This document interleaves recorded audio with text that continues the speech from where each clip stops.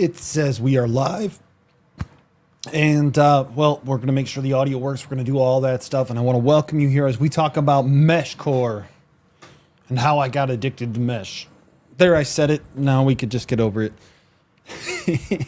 Hey, welcome to the channel, everybody. We're actually back in the office today, and I'm going to explain my experience with MeshCore, why I like the concept of it, why I think it's awesome. And I did have a bunch of slides prepared, but they're not really working super well. So we're going to kind of go by the slides, kind of walk through things. This might be a little bit long of a stream because we're going to talk about mesh, what it is. We're going to experience some of the hiccups that I've had. We're going to look at some of the websites that have been very helpful. And then overall, I'm going to show you some nodes, kind of give you an idea how they're configured. This shouldn't be considered an overall guide on how to do things. This is a live stream on a Sunday morning where you're going to get a pretty good overview, and by the end, you're going to become addicted to mesh as well. So with that, people are starting to come in the chat. We'll give it a couple moments, and good morning, Cooley. Good morning, NK9F. And let's take a look while we're waiting at the Cascadia, boy, I don't know how to say it, Cascadia Mesh Network. Look at this. This is the Cascadia Mesh Network, and it looks like it's responding very slow.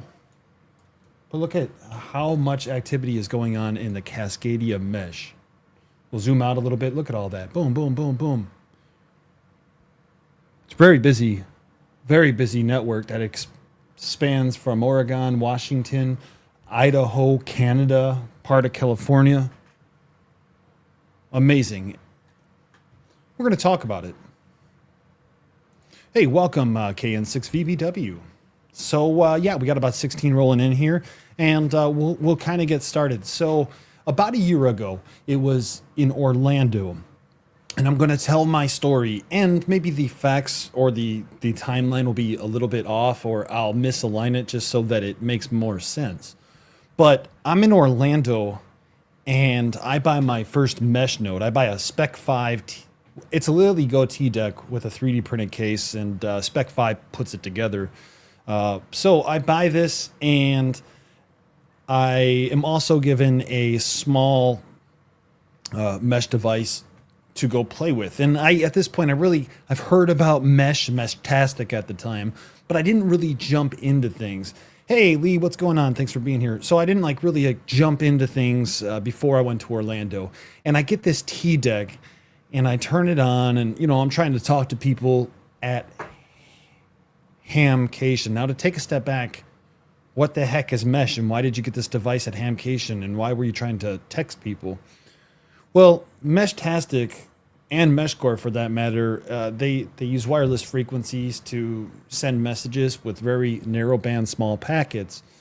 And it allows you to do things like send people messages or get information over an airwave without having to pay for anything like a cell phone service, which is really nice because if you think about it, like T-Mobile, and right around July 27th went down for I think it was at least 6 hours, and 470,000 customers were affected. So imagine for 6 hours not having a way to contact people for, I mean, anything could happen during those times, and you have to be somewhat prepared. You have to have a backup plan, a contingency plan.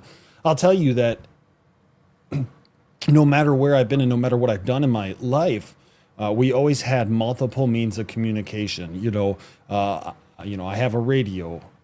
If my radio doesn't work, I have a whistle. If that whistle doesn't work and you're authorized, I have the warning shots. I could shoot warning shots in the air. It seems like a waste of ammo, but you might be able to do that in some spots.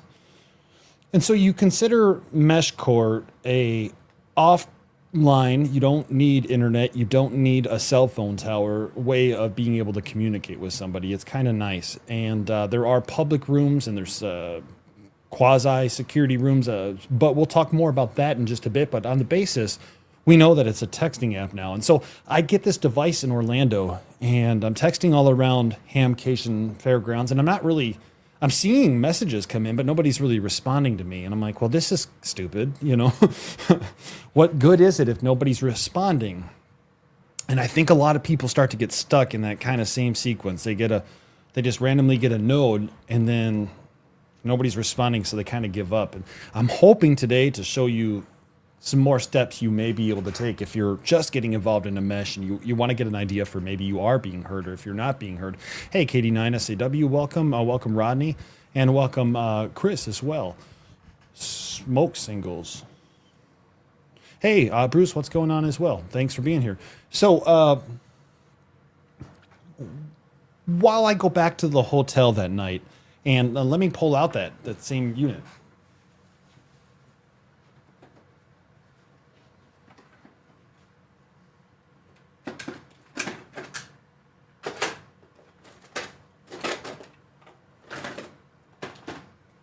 Just this right here, right?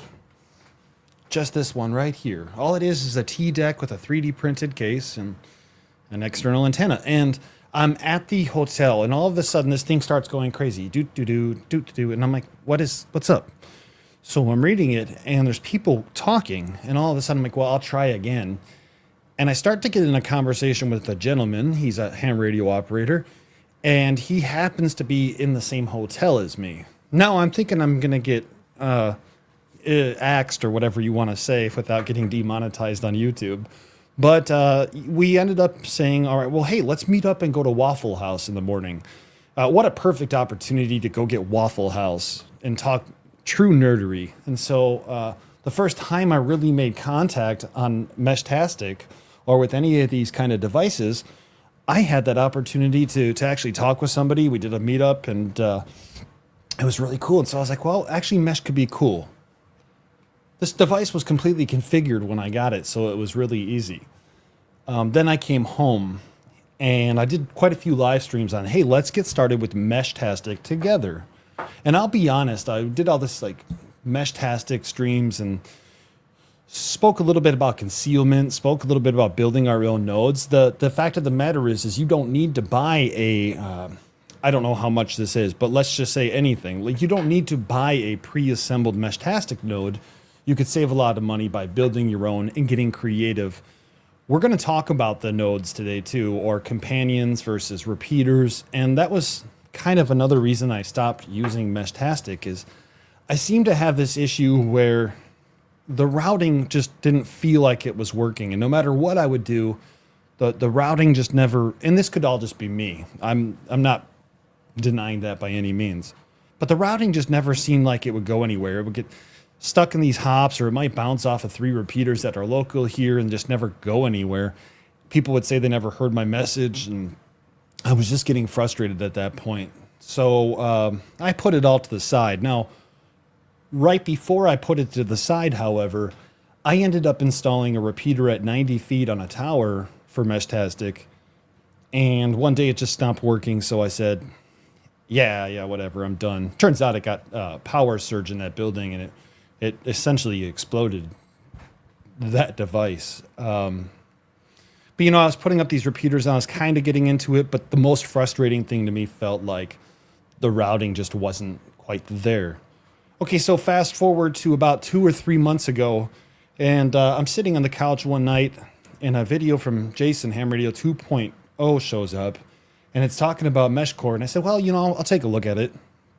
And Jason did a really good video explaining the premise of MeshCore. And at that point, I said, that was a really good video. It started to kind of sit and permeate in my head and my brain. And then I started to get the MeshCore bug again. Now, I tell you all of this so that we can kind of take a step forward. And... sorry, I lost my train of thought there for a second, but one of the things that I was really concerned about at that time too was, well, I don't want to have to go get a bunch of new equipment for MeshCore. And the cool thing is all that Meshtastic equipment that you've purchased, it works on MeshCore. So maybe you didn't have luck on MeshCore. And I'm going to stop in a minute to make sure that we're all kind of like on the same page. I don't want to be going, I jump around a lot, especially without that PowerPoint, but you know, all that stuff that you had for MeshCore should be most of it at least, I'll say, should work for, Meshtastic for MeshCore, and vice versa, for that matter. And I know that at the time that Jason made that video, there's a bunch of drama with somebody who does YouTube and some trademark stuff, and I'm not really going to get into that. like let that be what that is, I guess. Those guys could fight it. But MeshCore is still a pretty good system, and I hope that it stays a reliable, maintainable, good system. So here I am. I'm finally getting involved in MeshCore, and this is kind of where maybe you guys will start to kind of come in and understand some things. Let me pull up some of my notes if I can.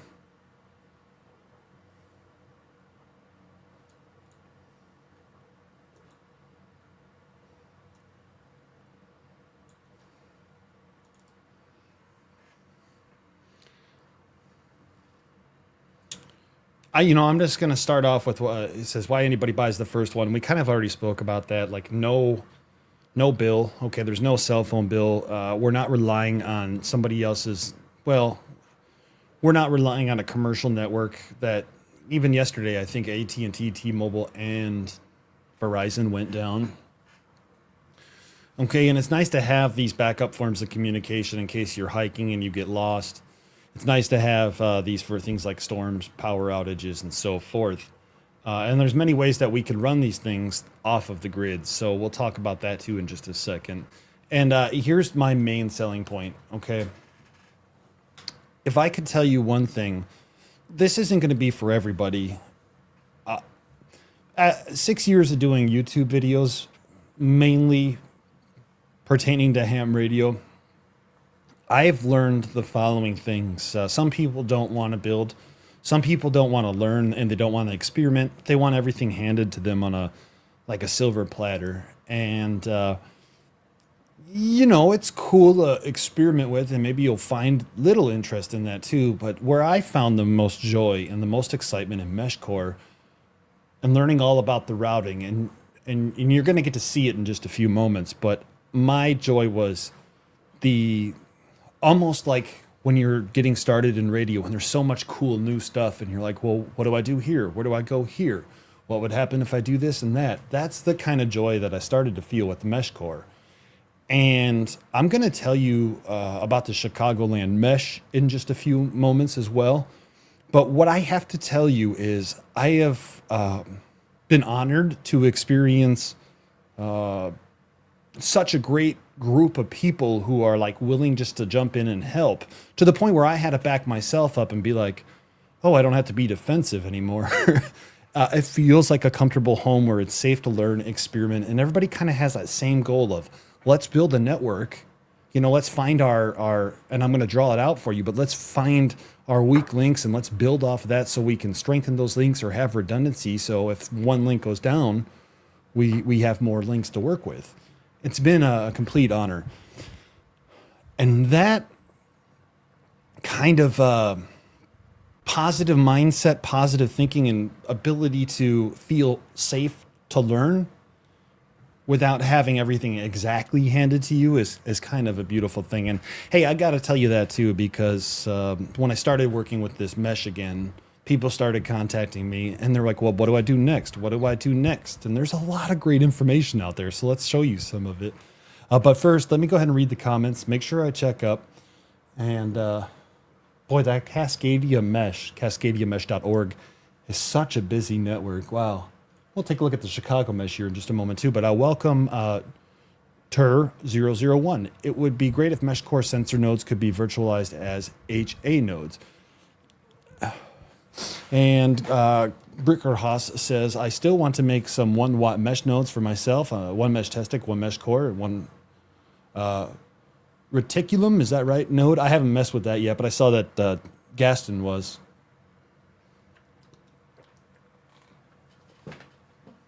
Okay, so if I'm starting today, how about we go over to the bench? If I'm starting today, and I have to put myself in like the shoes of somebody who's like new, right? The first thing they think is, which node should I get? And so the first thing I want to mention is, yeah, node is probably a fine word, but in MeshCore, there's like multiple roles. One of them is known as a repeater. Okay, and I'll draw these out on the desk. A repeater, one of them is known as a companion. One of them technically is a role as an observer. And I say 4 roles. I think that's it actually though. I guess technically there's a war driver, but that's not a role. So the main thing that we want to know is everybody always says, well, what node do I get? And it's kind of a loaded question because if you just buy something without knowing what's in your area, that could be kind of a problematic thing, right? So let's go ahead and say I'm in Chicago because, well, I'm in the Chicago area. There's no surprise there, everybody. So now I'm like, well, hey, is this even going to be worth it? And I go to chicagolandmesh.org, or I just go to Google and I type in my nearest city, Mesh. Okay. Chicago, as the crow flies, is probably at least 35 miles. I think it's 38 miles away from me.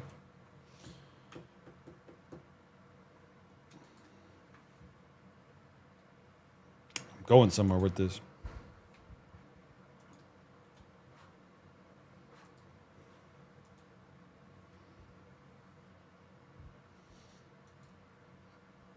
And I find the Chicagoland Mesh website. Now, I can only explain my experiences, but I think they'll help. I really feel like they will. And so I'm like, I want to make off-grid communications, and who can I contact? And boy, this is going to be fun. And so the first thing that I typically do is I click on the map. But I do want to point out, by the way, is that kind of small for everybody? If it is, yeah, I think it is. Let me change that real quick.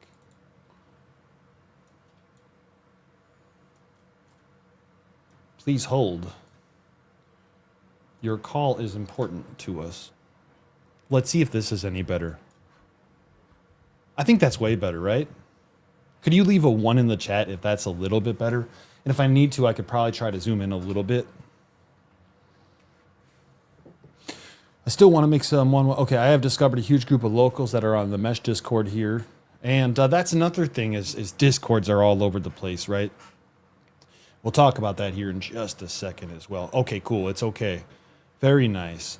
And what I'm going to do is make sure that, you know, I have people in my area. But before I'm so dismissive, Chicagoland Mesh, as well as the Cascadia Mesh, I believe there's a Bay Area Mesh, and I'm just learning these things, but they all have these networks, okay? And their websites are very detailed. So instead of us just skipping a tool, maybe we kind of take a look at everything they have to offer. And that's going to be very important because, and we'll just click on the map and we're like, let's see what's in the area. Okay. And as we zoom into the Chicagoland area, I zoomed out. We're like, actually, there's a lot of coverage out here. Cool. There's a lot of stations. And so this is maybe already kind of like a reason that we want to consider MeshCore over Meshtastic is maybe there's more stations out there. However, if we continue to zoom into certain areas, we can say, okay, cool, well, there's a repeater nearby. Okay, I'm going to get a mesh node. And then you're like, well, what mesh node do I get? And that's all, again, I'm going to say that's not always the answer. Let me jump over to the desk real quick here. And let's go ahead and remove that. And I'm going to change microphone. So I need you to tell me if you guys could hear me still. Just like a 1 would be really cool. 1, 1, 1, 1, 1, 1, 1, 1. 1.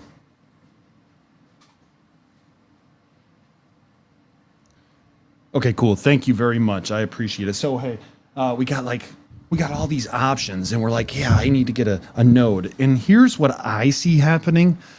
And it's not a bad thing, but you look at that map and you're like, oh, Chicago is a busy area. I'll definitely be able to use a small handheld device all over my house and in my pocket and in my car to make contacts over the airwave.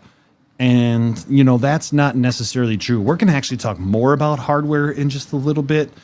But, you know, what we start to realize, because MeshCore seems to be better made in the aspect of the role isn't just ad hoc, everything does everything. You know, nodes are repeaters and your actual node.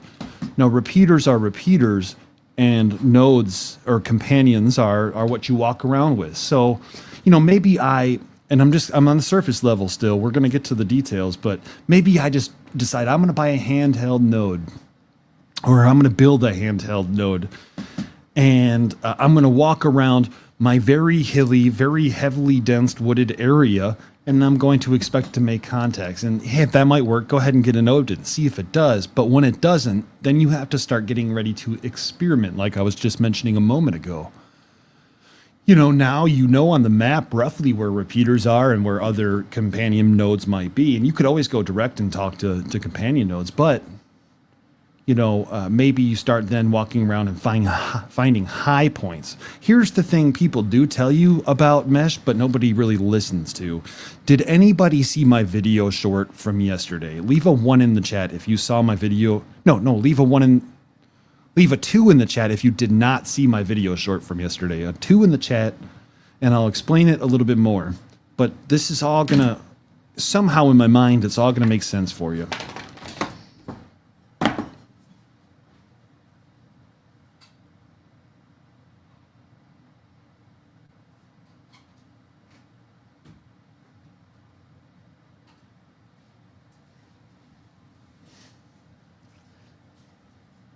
Okay, well, yeah, I'll just explain it real quick. Yesterday, I did a demonstration in my YouTube Shorts. I have a Station G2 in the house with a 5.8 dB, I'm sorry, with a 8 dB gain antenna. And now that Station G2 is it can be a repeater that does a little bit more power, and I had a little bit better of an antenna on it, but I left it in the second story of my house. Now, the first thing I tried to do was, and let's go back to the map real quick.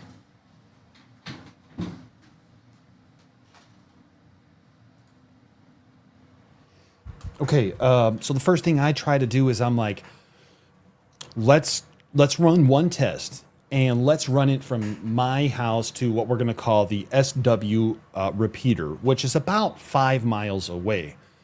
And I'm getting to this point where some of the things or everything people tell you has meaning to it, right? So here I am with a maximum power Station G2, and I have a nice antenna, but it's indoors.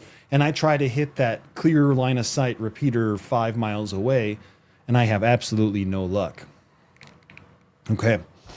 Then I go outside, and I use a lower power radio, and I use like a stock antenna or a very small gain antenna. And we're on the ground, about 8 feet off the ground. And I can't remember. I think we actually did hit that repeater at that point. But it was a very bad signal. What I see is with like MeshCore is anything like really under 0 dB is bad. I try to get my links to be around 5 dB up and down. But I think the best is around 12 dB. Okay, so I was in the negatives when I was about 8 feet off the ground running a ping to that repeater.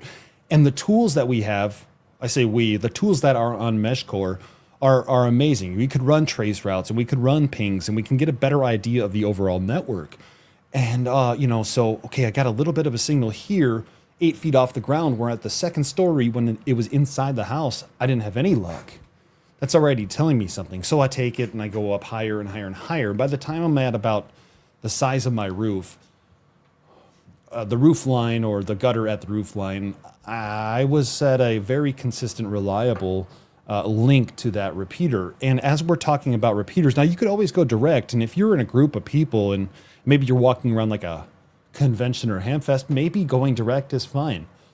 But if you're trying to get somewhere and you're trying to make a destination like to Chicago, or you're trying to talk to somebody a couple of towns away, those repeater links could be the most important thing.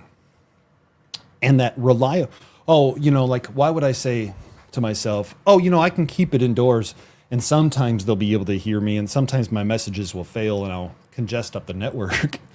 It doesn't make sense to me. So we do our best to try to get it outside. And so where I'm going with this is maybe we do get a small node, and maybe we're not hearing anybody, and we put it in our drawer because we're like,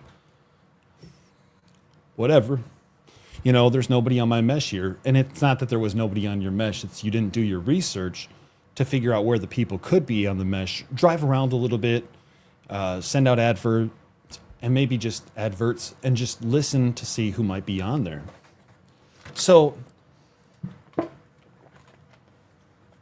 So like some of the mistakes that I've learned through and I know about, obviously our height is so important. Being outdoors is important. There's an immediate gain difference about having and this is the same thing as in ham radio. There's an immediate gain difference from having an antenna indoors versus just stepping outside a little bit and having one outdoors. So, I'm at this point now where I'm like, okay, cool. I know somewhere, and this is where I'm going with this. I know somewhere there's a repeater nearby.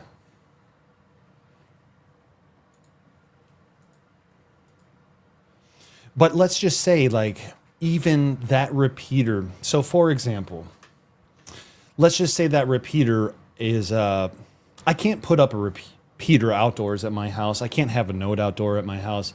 I live in an HOA, and I have to start to get creative then, or I have to be a good talker. And apparently I'm a good talker. So I need to find ways to get repeaters up, and I need to start testing those repeaters and finding high points in the areas. So now I'm using the Chicago Mesh website. And I'm looking and I'm like, okay, well, I know about this Oakwood Hills repeater. I know about this repeater. I know about that repeater. And then it happens that there's like one in, McHenry, right? Maybe I'm not looking at all the repeaters at the moment. I'm just looking at the map. Let's go to the live network real quick. And so, for example, I can go to analyzers. Okay, that's where I should have went originally. My apologies.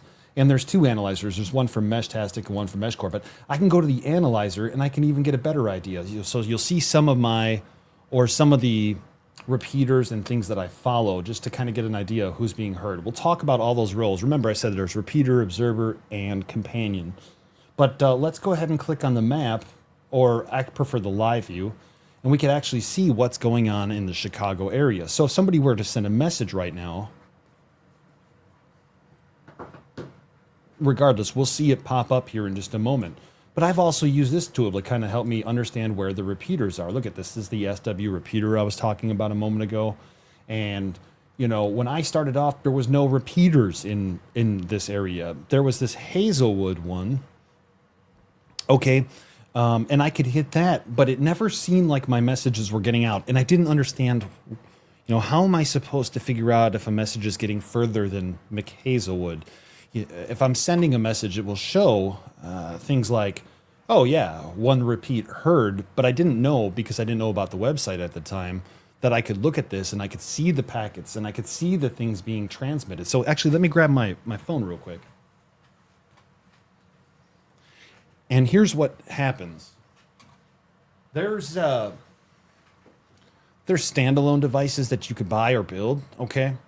And these you could text on them. It's kind of like a BlackBerry. They're fine for what they are. Or you could use your phone, even if you're not with cell phone service. You don't have Wi-Fi, Bluetooth. You'll need Bluetooth, but you could actually connect to one of your nodes via Bluetooth. So I've been carrying this around. And what I'm going to do is I'm going to send a message, and we're going to see, now we're able to see, because of the Chicagoland mesh, we're using all these tools together, how everything kind of plays together. So let me send a message.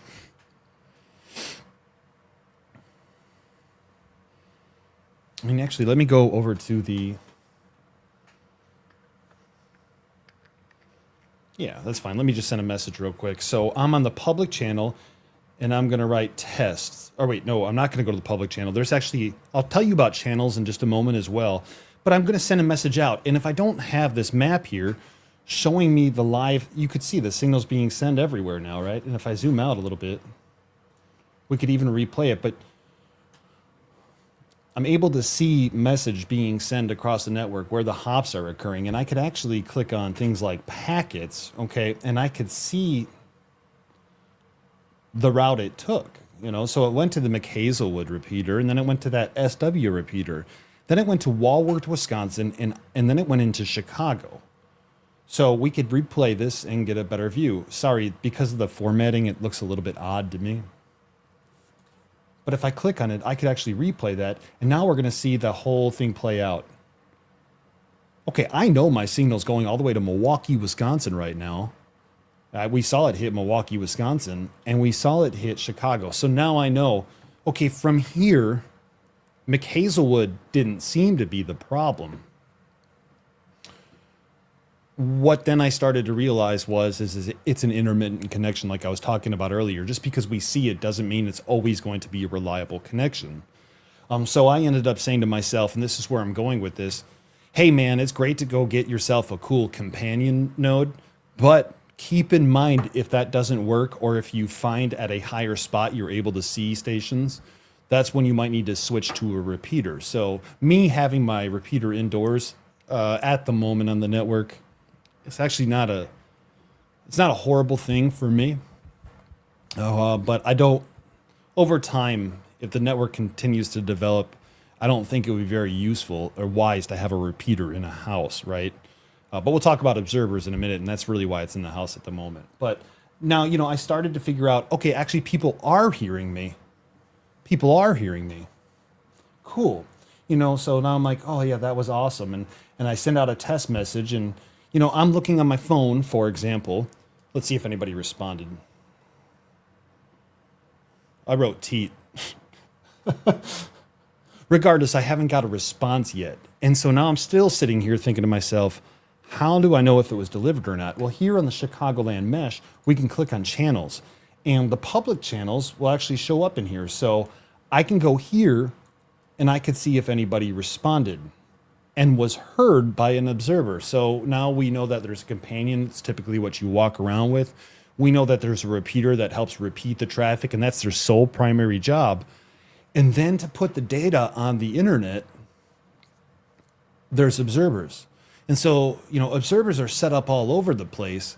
And it's like, oh, hey, I heard that signal in McHenry. So if Jolly Green Giant send out a message and he was like, hello, everybody, and I don't see it on here, I can actually click and be like, oh, he was only heard by the Hanover Park repeater. And that's actually like a legitimate kind of thing. So if I go back to my home, we have a list of different repeaters. I have the Jayburg repeater, Johnsburg. I have the Walworth repeater in here. I have the Woodstock repeater. And I can actually view the packets to see, what's going on. So for example, let's take a look at that Johnsburg repeater and view the packets. And we can see that message 3 minutes ago that was sent also was heard, at least in the Johnsburg. Yeah, it went to the Johnsburg repeater as well. So there you go. But without an observer, I could be sending messages all day, and I don't know if it's going to any of the repeaters in my area. So before there was an observer, the dude, McHenry repeater, is also an observer. I would send messages and I'd be like, well, I'm not being heard. I'm not being heard. And although my message was being heard all over the place, I didn't know because I didn't have the observer set up. So I'm going to take a break for a second. I don't want to... I want to make sure that I'm hitting the points, but not jumping. I was jumping all over the place, is what I'm trying to say. What we start to realize, though, is we utilize these tools. And I'm still on a very surface level because I'm just telling you kind of like how things work in my experience. But now I get to talk about my mistakes. And let me take that drink of water.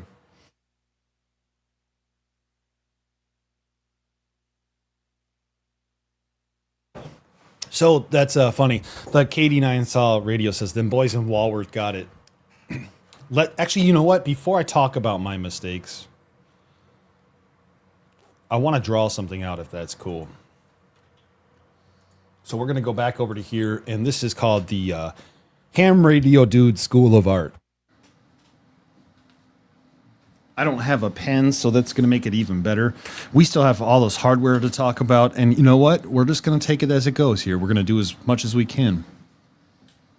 Everything I tell you today, I'm a little selfish because it helps me build the Chicagoland Mesh Network out.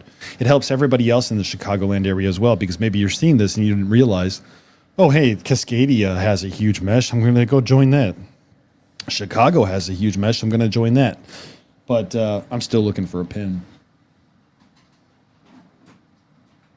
Sometimes at the HRD School of Art, we have to use markers.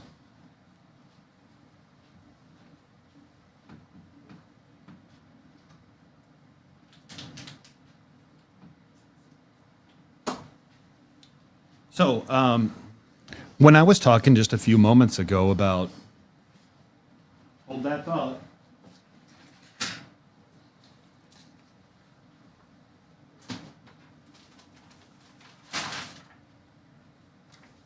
When I was talking just a few moments ago about that McHazelwood repeater, and I started setting up repeaters because I didn't really think he was getting out anywhere. So let's say that's McHazelwood. And, you know, here I am. I just thought it was dying there, you know, and intermittently maybe it would connect to somebody who was picking up the Bay Road repeater or the SW repeater. And that's why I ended up putting a repeater up at a higher point. But then when I got the visualization of the map, by the way, here's Chicago. And the big player in Chicago, correct me if I'm wrong in there, Chris, but the big player in there is Aqua. Okay. So what was happening is, where was my intermittent connection where these guys in Chicago were only seeing half of my messages and they were only showing up on that observer page, or the messages page rather, you know, every 4 or 5 ones. And the Walworth repeater is known as K0CKS. It's a ham radio club. If you're offended, contact them. And what was happening and what was determined to be happening was occasionally this link was intermittent from Hazelwood, but there is only one link from our area to Aqua, and Aqua is the big player that repeats everything into the Chicago area. I don't know much about where Aqua's located, but I'll tell you he's probably pretty high up there because he has a really good spread. But there's sometimes an intermittent connection there. The more intermittent connection, though, is from the McHenry Crystal Lake area to the Walworth repeater. So this, I tell you as well, because redundancy is key. If you're relying on one major link to go anywhere, and that goes down, you've lost your off-grid communications. Repeater, repeater, repeater. So what do? Well, I'm an artist, so I keep drawing. And now I'm going to show you another tool on what you do. But first, before I show you that tool,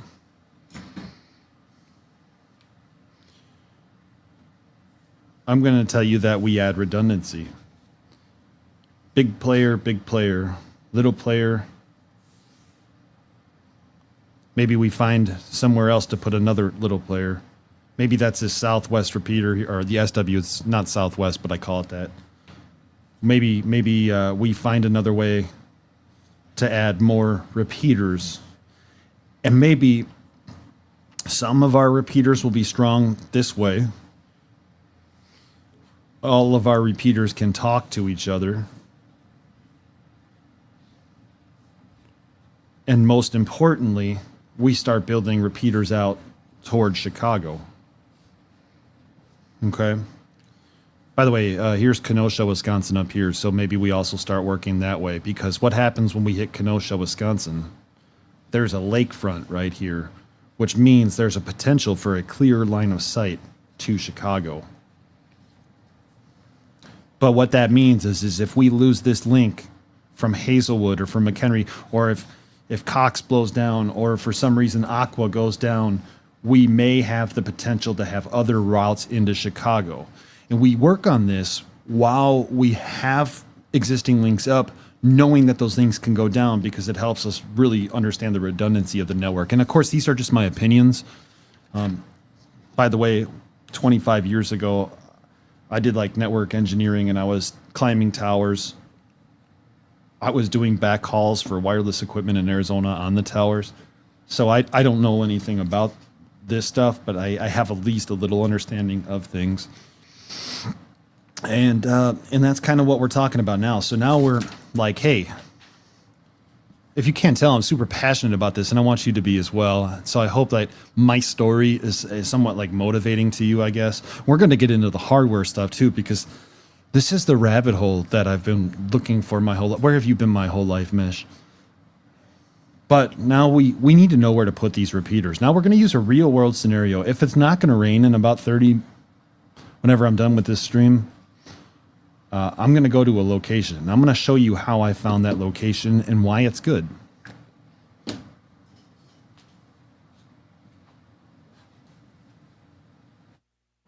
But first, I kind of need to take a quick 35-second break. Now's a good time to hit that like button, tell a friend, or just chat with yourselves in the chat.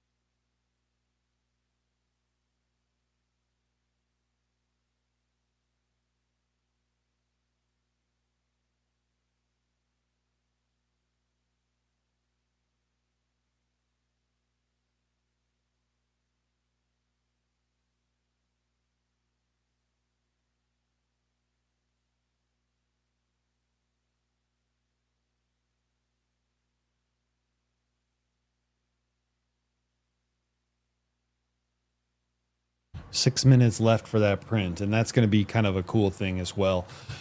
All right, maybe I need to put a 50-foot antenna mast in my backyard for mesh. Cactus Boss, you do need to.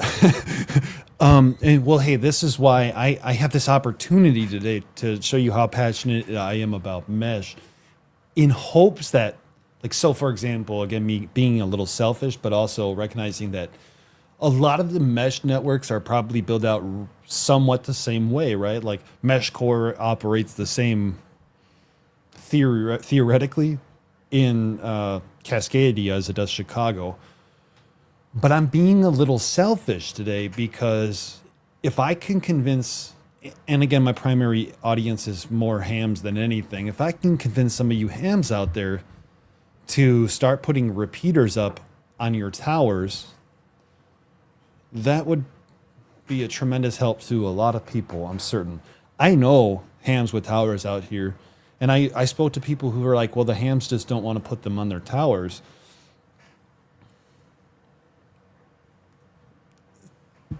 We can do it. Now, we're going to talk a little bit about camouflaging and concealing and hidden nodes as well. I think this stream is going to go on for a while. I hope my camera doesn't die. So, now I'm at this point where Kenosha to Chicago would work if both modes are on 30-story buildings. Can you show the line of sight calculator on the MeshCore app? I'll get there. No,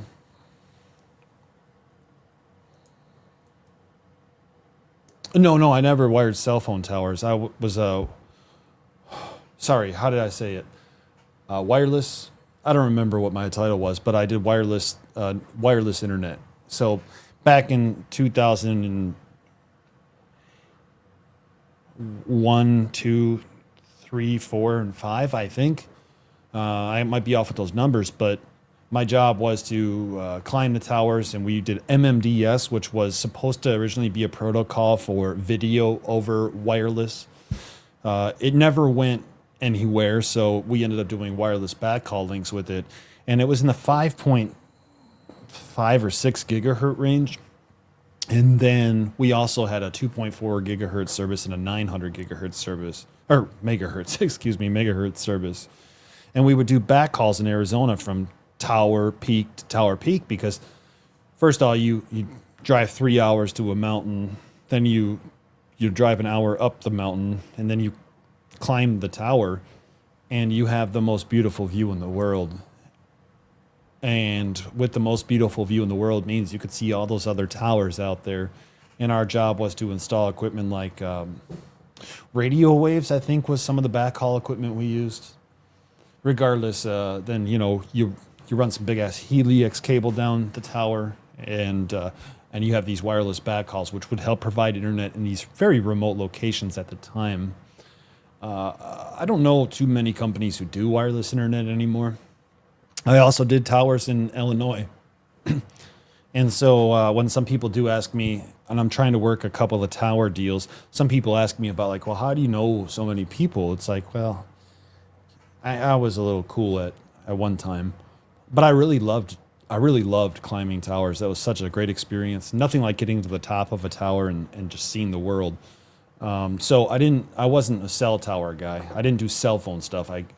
Better way to put it is I was a wireless internet dude. Yeah. But it's been so long, and I think that was probably another reason that this has like reignited my passion. So I want to go to another website now, and it's called meshpeaks.com. I'm going to link you, and here it is, meshpeaks.com. By the way, Chicagoland Mesh, and my apologies if I didn't post it in the chat. Multitasking is not my thing, as we all know, is right there. So here we are, meshpeaks.com, and thank you for the kind words. I appreciate it. I really do. Thank you.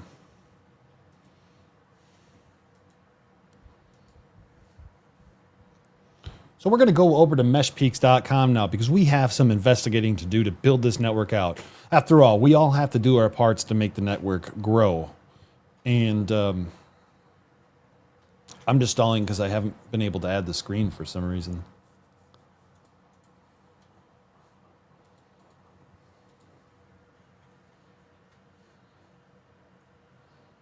By the way, I wasn't great at my job. All right, so here we are, meshpeaks.com. And I just found this website yesterday, or I was just advised of this website yesterday. But we're going to start doing some research. And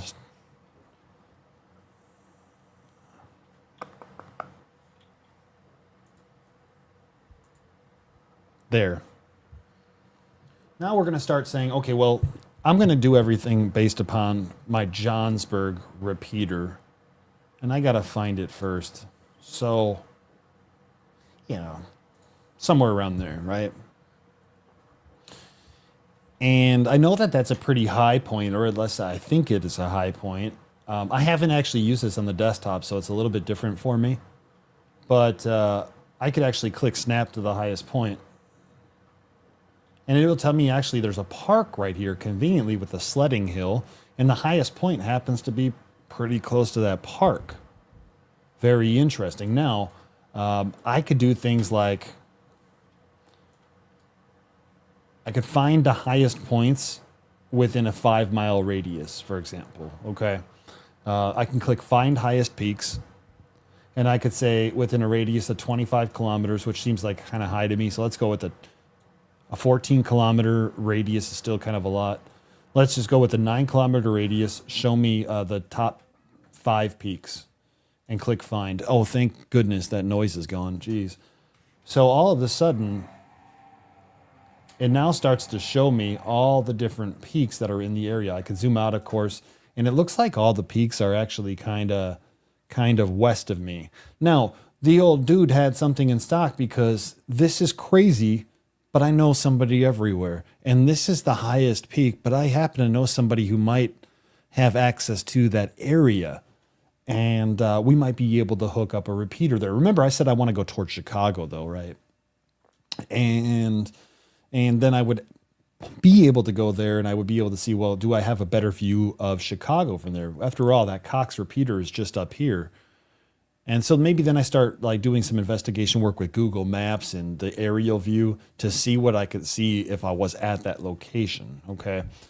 Yeah, that one has a great view to Cox, but not such a great view this way. In fact, I use this map and I start to discover that there's a huge hill in Lake Zurich, Illinois that we probably won't get over, but there is a 500-foot tower there. So maybe I start to try to figure out if I know anybody who works on those towers, right? Through all of this, though, I discovered last night at about 10 p.m. there's a state park, and if you are a ham radio operator, you know a little bit about state parks. And they have this program called Parks on the Air. Well, one of the state parks out here is called Volo Bog, and it's right over here. And if we start to look at it more, and we look at this area, this is actually a high point, sort of, in the area where there's a clear line of sight to the Johnsburg repeater. I'm not going to go into all the technical details of this website. You guys can go experiment with it yourselves. But there's a clear line of sight to not only the Johnsburg repeater from the Volo Bog at the observation deck, but there's also a clear line of sight to the SW repeater. And then that would open up, again, our key was to start getting west, right? And east as well. That would start to open up some of this area as well. So, you start to use these tools to plot out, if you're looking to maybe make communication with somebody on this side and you can't make contact with them, you have to put up a repeater where would be the best spot, the high point in between you two, right? So I used these tools yesterday to also determine that if I put up a repeater there or just slightly up the road at the Home Depot. By the way, if anybody knows anybody who can get me on the Home Depot roof, that is the high spot. And if I can get on the Home Depot roof, we actually have a clear line of sight to Kenosha, Wisconsin. Okay.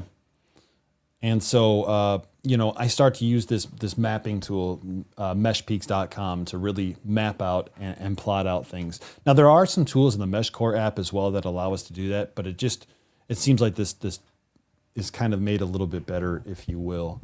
I just wanted to kind of show that to you, how you could utilize these tools to build out the mesh network if that's what you're wanting to do. And I think that we're kind of getting to this realization that not only, is the question of which node should I get that's such a vague question, but the realization is, am I prepared to get addicted to mesh? And am I prepared to want to be able to do my part to grow the mesh so that not only can I make contacts and community contacts, not only can I make communications with people, but people can make communications back to me, right? So I want to get involved in mesh. We want to get equipment, but now we know that there's repeaters and there's clients. Well, what do I get for an observer? And there is equipment out there that has Wi-Fi on it. So for example, the Station G2 that I have has Wi-Fi on it, and it's configured in a way where it works as a repeater, but then it also uses the Wi-Fi to report to the Chicagoland mesh. Oh, hey, this is what I'm hearing. So it's actively listening and reporting back to these websites as it's also repeating. Station G2 and probably pretty much everything with Wi-Fi, but we could probably figure out most of this by going back now that we're getting this idea to the Chicagoland mesh. Hey, welcome, Hillbilly Ham. And we could not just say, well, what do I do now? And contact dude tested. we go to the guides website of the Chicagoland mesh, or if you're in Cascadia, the Cascadia mesh, right? And we start to read some of the guides. Now, reading, I've already admitted to everybody, is not my strong point by any means. I have a very difficult time reading, and I do all this stuff by trial and error. It's kind of how I make things work. So, here we are. We're back on the Chicagoland mesh website. There's a delay in my voice, I see. But we can click on guides. And look at this. I mean, there's guides for everything. Remember, there's a MeshCore guide, there's Meshtastic, so MeshCore is what we're talking about today. And all of a sudden we see, oh, look at plain and simple, getting started, configured. And what happens is, let's go ahead in just a second and let's configure a node, okay, our companion. But what happens is people configure them, from my observations and experience, people configure them by flashing the firmware, but really thinking that's all they have to do, and then sometimes it doesn't work, and they're like, well, what do I do now? So here it is. Most of these websites have guides and getting started. Oh, I want to get started. MeshCore compatible devices. Okay, cool. RF index website. These will tell you what you could use to get onto MeshCore. MeshCore.io is kind of like the game changer, which is also the flasher as well. So the flasher and MeshCore.io are the same. An antenna. Let's talk about antennas in just a moment too, as we configure our hardware. A USB cable and a power solution. Already, like this is simple. I could follow 4 steps. I know that I need those 4 things. Hardware setup. This is what you need to do to set up your hardware. This is where you need to go to flash your firmware for the roll. Now we already know that, oh, we looked at the website and there's multiple repeaters in my area. I'm gonna start off with a companion today and see if a companion works.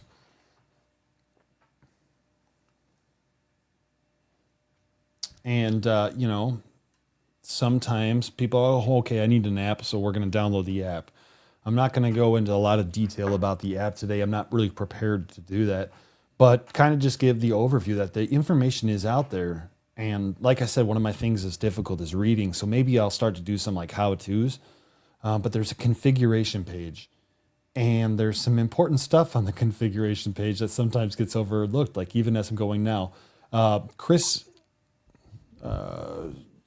yeah, somebody in the chat is always kind enough to say, hey, your hash mode isn't 2.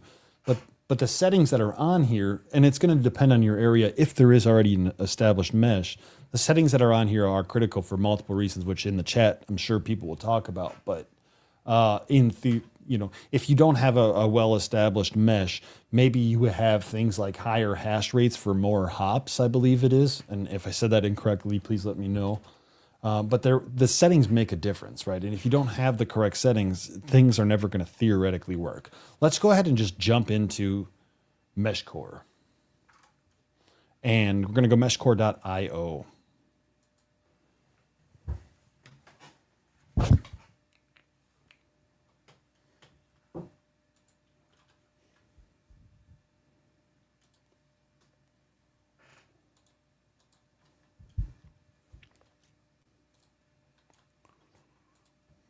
Okay, but we need to decide, well, what are we buying? Okay, so as we go over to the desk and we start to pick a node here. I've never even used this one yet, so this is perfect. But as we get to meshcore.io and we're going to pick a radio, two of the things that I want to tell you is internally, these might be the same. This might be a rack 4630 in here, and this might be a rack 4630 in here. Okay, so when you see all these reviews online, I'm not saying any of these reviews are bad or good. I'm not passing any kind of judgment on that. But what I'm saying is it's important to know that you shouldn't spend $300 on a node that is essentially built the same as a node that you could build yourself for like $100 or find for cheaper just because there's a name on it. Again, I'm not going to name any names, but there are companies out there who charge a premium, and I guess I'll just leave it at that. A lot of the nodes are internally the same, and there's a chart out there. I'm going to try to find it for you, or if anybody in the chat has it, that would be awesome too. But the chart is a comparison of all the different types of boards and equipment that could be utilized with mesh or MeshCore. And it seems like the 4630 from RAK is a solid performing board if you want to build something. We also have like the T1000E, which is, I wish I still had it. It's somewhere in this mess I need to really clean up. But the T1000E is like credit card sized, okay? And it's low power consumption. The nice thing about it is if you put it on a lanyard, people don't think anything of it. It fits in with like an ID card if you're walking into a business or a building. And I would tell you that I think a lot of people use those as companions. But it depends also on your particular situation, because maybe you're going to be doing something like you need something rugged. And this was sent to me by Rockets and Radios, as well as a billion other things you're seeing here today. He sent it to me a year ago because there wasn't like a great mesh thing going on in Guam. And he knew that I would appreciate the equipment. It took me a year to start making videos on it, but hey. So we're going to pick a node. And one thing is that comparison chart. And we start to look at this comparison chart. I decide I'm going to use a 4630. I decide I'm going to use whatever this is. And here's why we're going to use this one today. I don't know what's in it. A lot of these have, let's go over to the desk real quick. Let's talk hardware before we flash.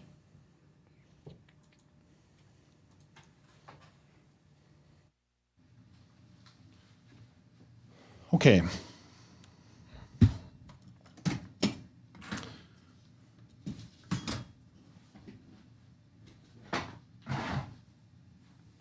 Is anybody addicted to mesh yet?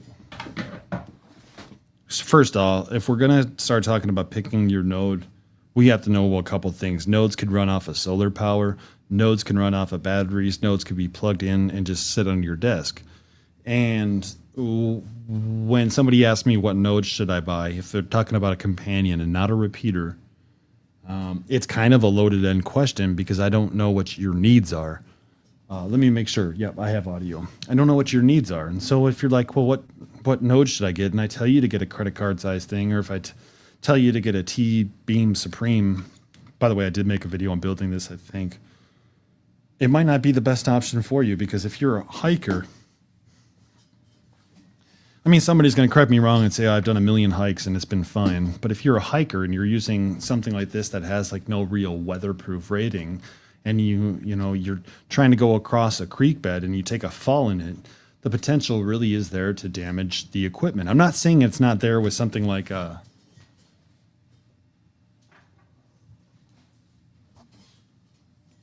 case that has what I believe is an IP65 rating.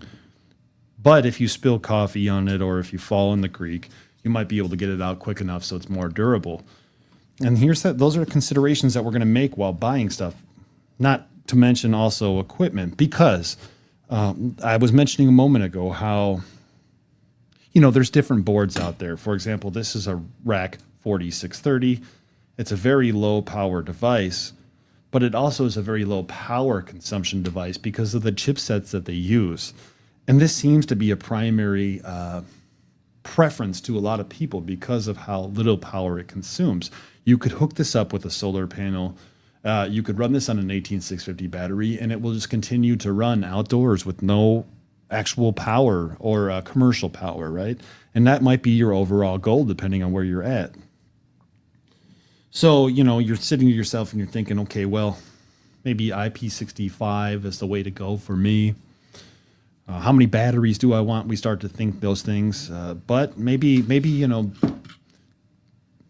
just buying something off the shelf is for you as well. Maybe not a problem, but what I will say is, to me, battery life was important. I found that this one I build with I think it was a 2 amp hour battery, a 3 amp hour battery, seems to die on me a lot. It actually is kind of bulky, and with it being a 3D printed case, I was just like, it's not going to be durable enough for me because I do drop things a lot. I go to the beach a lot, and that's kind of why I started carrying this. But again, maybe you're constantly going to the office all day, and walking in with this looks a little bit odd. Okay, so maybe then you start to consider things like the T1000 or that new rack device that looks about the same size of a credit card, has some water protection capabilities, and you're in an area where there's established repeaters, so you don't need much. By the way, antennas are super important too. So if you're building or if you're buying, you consider antennas. Now, let's just take a look real quick at a couple of things.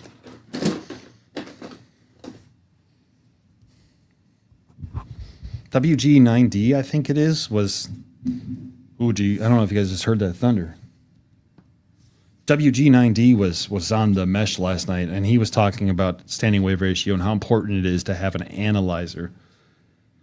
And I want to... Okay, so first of all, when we started off 3 days ago on the stream, we spoke about how having an indoor node with maximum power and a huge gain antenna, by the way, the gain that is advertised on a lot of these isn't the accurate gain. We're starting to learn, or we know, that the gain numbers are just like the batteries. Remember I did that video on that 18650 that was supposed to be 10 amp hours and it was like 2. We start to know that companies and people will falsify the gain claims in order to make sales. You give them a bigger number, they're going to buy it. So we start to become informed. And I think it was WG9D. If I got the call wrong, whatever, we'll fix it. But Gary Gary had mentioned, don't forget to have an analyzer to actually measure your antennas. And I think that's a critical thing, because here we are, we're outdoors, we're high up in the air, and we're still not making contact. And I'm going to show you why.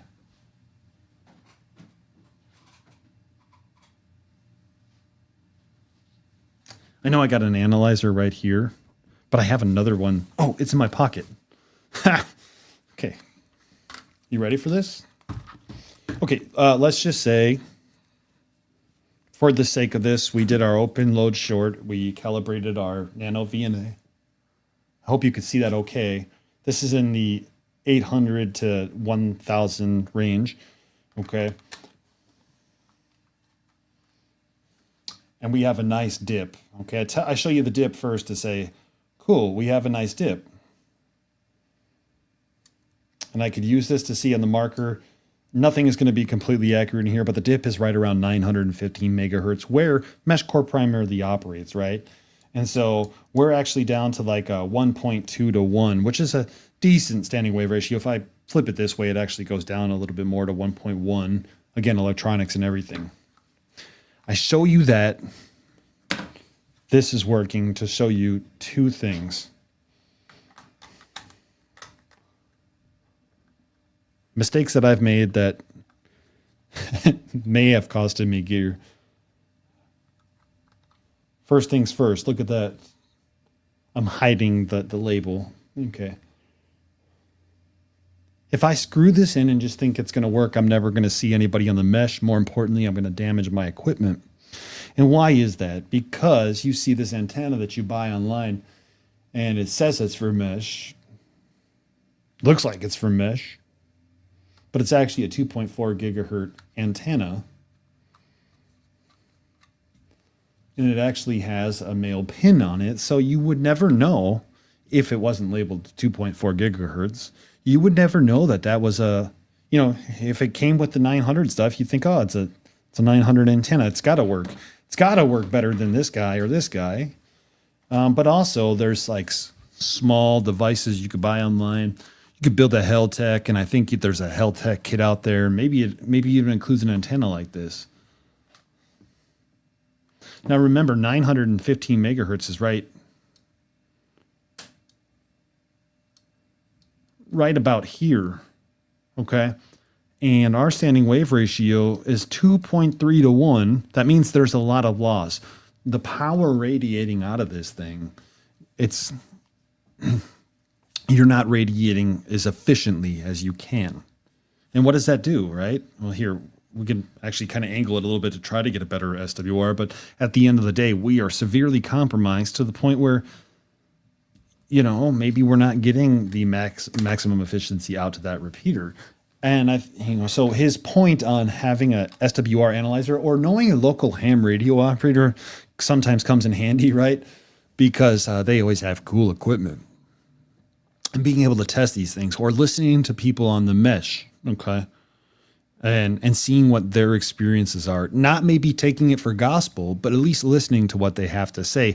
And I'm going to point out right now, if you go over to chicagolandmesh.org, there's actually a Discord link there, and you could join the Discord and you could read all about their different hardwares, and they have like different channels set up for networks. I'm sure it's the same for Cascadia Radio. I'm sure it's the same for Austin Mesh is another one that's really well established.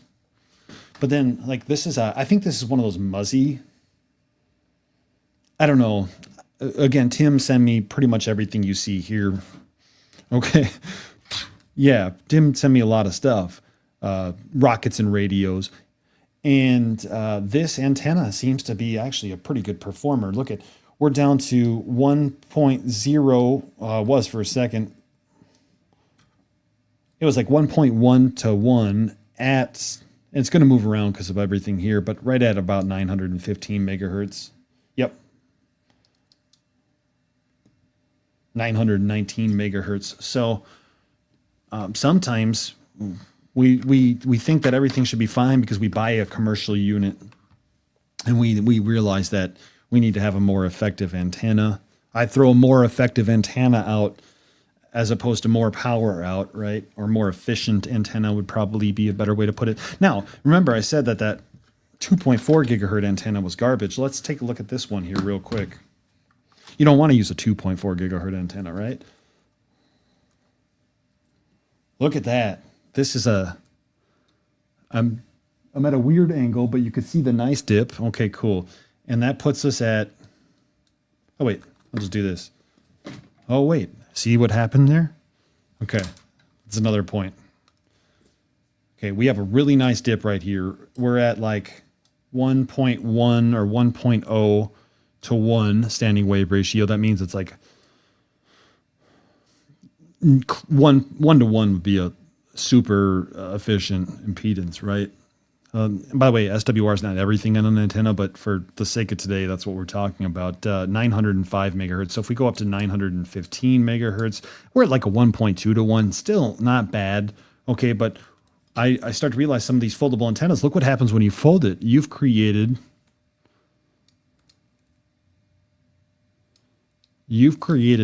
issues with your antenna. Now I'm at like a 1.7 or 8 to 1 at 847 megahertz. Go ahead and climb up. At 905 megahertz, this thing is unusable. 3 to 1. Get out of here with that.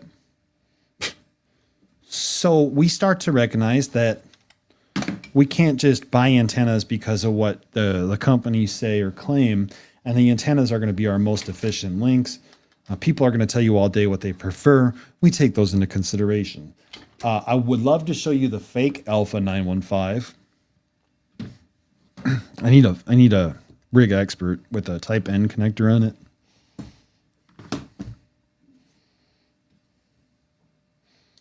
So we start to get an idea of what we need. Now, I always get the question, even though I really haven't been doing mesh again the second time, I've been getting a question this last year. What do you recommend for a portable, like I'm going to be driving mesh node? And here's the cool thing. Like, I'm not recommending anything, but I think it's rack, or maybe it's not. Somebody makes this device, which is basically a rack 4630 with an 18650 in it. And the cool thing about it is you could actually run like a USB into it right here so that it has powers. Maybe you run the USB into your car, or what I was doing and why I tore this apart. And I'll show you in just a moment, but I am working on solar panels, trying to find the right solar panels to put on the top so that while I'm driving, it's charging and then also using. But you're probably asking yourself, why this? And this case is, I think it's called NEMA. It's this case is like a weatherproof case, right? It's a nice square shape. It's not too bulky, but most importantly, they're all kind of together right now, but there's magnets that you could like put on each corner here, and you could pop it on the back of your trunk, or the higher point of your vehicle would be the roof. And then you have the antenna outdoors at the highest point that you possibly can while you're driving around and doing, one of the channels is called war driving. So there are outdoor portable units that you might be able to utilize.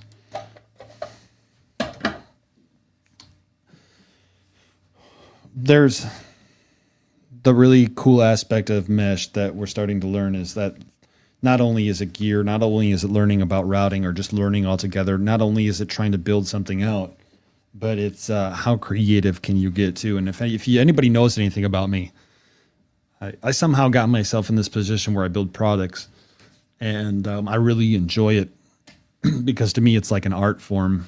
Okay. And there's a lot of people out there who kind of feel the same way as I do. How many people in the chat, let's take a quick break while I take a drink of water. How many in the people in the chat, well, number one in the chat, have done or heard of geocaching? Let me know. It's important, and it will kind of play into this here.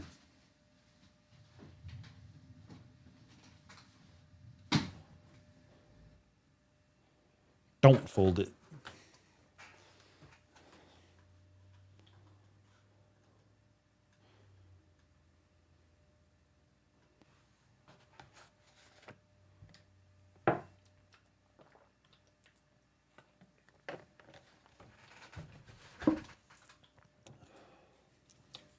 Huh. one of the segments of my thing today. This is a long live stream, and there's potential for it to go on forever. It's just never going to end. Okay. But one of the things in my live stream was how to make connections with people and how to get these installed in important places. And I have a selling point, but this comment is kind of a concerning counter, and this is a good thing, but it's a counter argument to my my selling point. So I'll try to remember that. I'm nerding out and talking too much. Is that a nano VNA in your pocket? It was. And seems like most of you have done or heard of geocaching. So let's go back over to the desk for a second. That is thunder, and here's some water. Okay. Geocaching has multiple, we'll talk about repeaters again in a moment, but geocaching has, and this is kind of where we start to get into repeaters. Geocaching has multiple uses, right? Like you have urban geocaching, which is like, I've seen people like hiding geocache locates under or on light poles in parking lots. Now take these and maybe you start to see where I'm going with this. I'm not telling you to break the law. Ham Radio Dude Industries is not telling you to break the law, just giving your suggestions on what geocaching is, all that good stuff.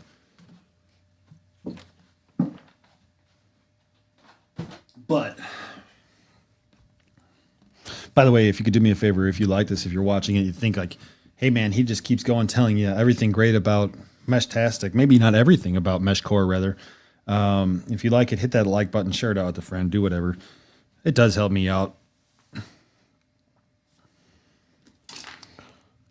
But, geocaching, you consider your environment. Maybe this is also where I have a little bit of experience.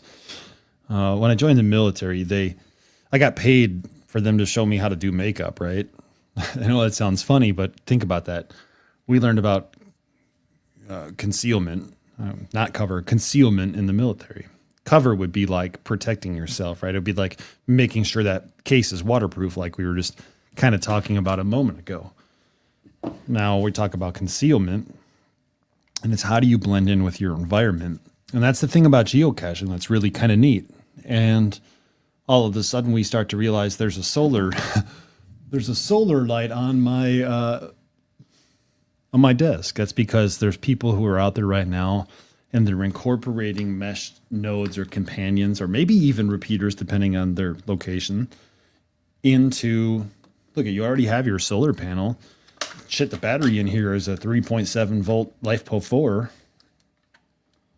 3.2 volt LiFePO 4, excuse me. So maybe you start to blend in with your, environment. Maybe that same magnetic node, and of course, I'm not going to do this. Never considered doing it. Never thought about it. Never will think about it. But maybe the same magnetic node, again, I have the magnets over to the left, but maybe the same magnetic node after configured, maybe it blends in really nice on the top of an LED light that's 45 feet high in a parking lot. Maybe nobody ever notices.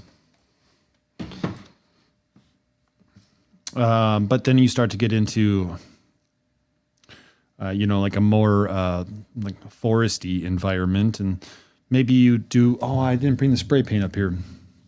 There are spray paints that are made to be camouflage colors, and I'll tell you right now that those are non-magnetic spray paints, right? So whenever you hear a guy telling you to, make sure that your spray paint isn't, magnetic, or it's not going to conduct electricity, or they're telling you that because if you spray it on the antenna, it could actually throw off your values, your SWR, your impedance. It could just make everything not work correctly. So those camouflage ones that you get from like DuPont and stuff like that, those to me, again, do your own research, but to me are fine. And typically what'll happen is, like maybe you start off with a light layer, like a brown. If you see this on a tree, you're like, Jesus, what is that big acorn on the tree, right? By the way, this is on printables. You can go to, if you have a 3D printer, any website, and just like Google Meshtastic, and there'll be a bunch of cool stuff. But you see this on a tree, and you're like, what the heck is going on that tree, right? If you start to go like light layers, and then work your way up to dark layers, it may help. And it's just like blotches. And sometimes some of the best things you could do is take like leaves from that same tree, like if it's an oak tree, and after your first light layer, you take a leaf and you cover it and you spray over the leaf. And then when you take it off, you have the design of a leaf on there, right? So all of a sudden, this big blocky brown thing that's in the sky and about to fall on my big old noggin, it is concealed because of the natural shapes of the leaves and so forth. So you get a bunch of leaves, spray them on, and then you do another layer. And the top layer, just very faint for the accents, is black, right? So for example, if this was a nose, maybe you have this black right here, or just parts of it black to kind of help it not stick out as much. But another thing that I noticed is this is pretty shiny. And the whole reason I just made that one 3D print, this is all going somewhere, I swear. The whole reason I just made that 3D print for the last almost 6 hours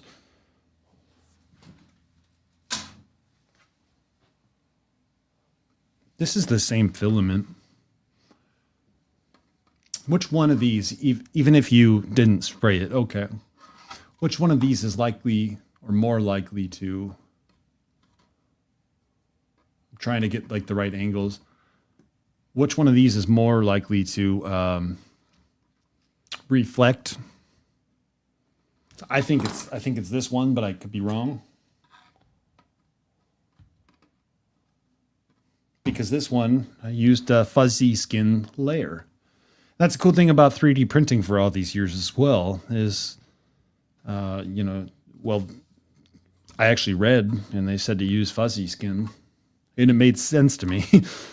And the reason it made sense to me is because fuzzy skin creates almost like a weird texture, but that weird texture kind of breaks up the solidity of the print. So we start to consider concealment, and I don't want to go like, I'm going to say I don't want to go too far into it, but I think I just spent like 10 minutes talking about it. So we start to consider things that we're going to use for our nodes or even for our repeaters. Or maybe you're in an urban environment, and for example, I just got fiber internet installed this week.